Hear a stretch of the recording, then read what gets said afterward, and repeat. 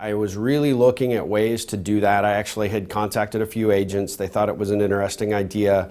I actually started talking to a few editors and I started to work on the process, but always sort of expected I would do what most authors think, is I'm going to send this great, little outline or manuscript over to a couple of publishing houses, and there, of course, I'm going to be, the next Tom Peters, right?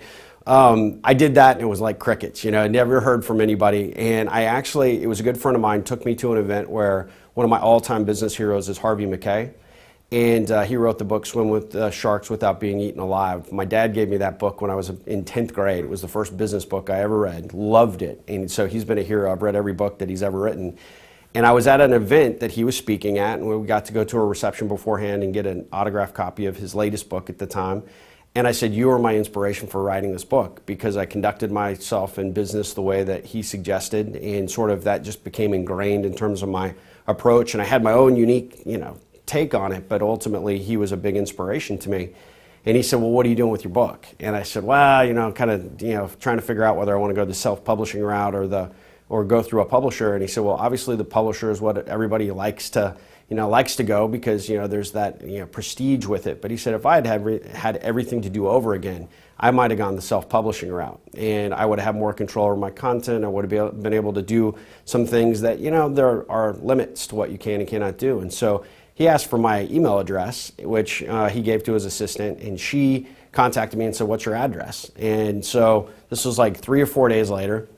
Package arrives on my doorstep, and it's all of these articles and tidbits and information that Harvey had collected over the years that he shared with me. And it was just one of those things that just, that further cemented my direction to go self-publishing. And so published it, and it's now in its 2nd edition and just continues to go forward. It was a great learning experience. It's obviously scary, but I got a good editor. I got a good team of people behind me that actually looked at the book. I'll admit, our first edition of the book, we probably rushed the cover a little bit. It wasn't exactly what I was striving for. The 2nd edition is more consistent with who I am today and the brand and sort of the look and feel of my website. But it was an interesting experience. It was something that I wouldn't trade for anything. It was a great, fun experience.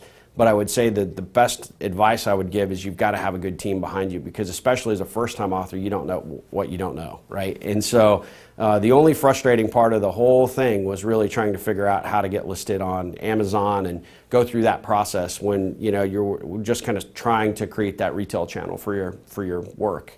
That was really the only frustrating part for me. I loved every other minute of it. So thank you for listening.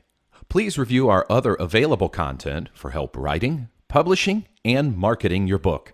If you have any questions about the Author Learning Center, please contact us by email at authorsupport@authorlearningcenter.com.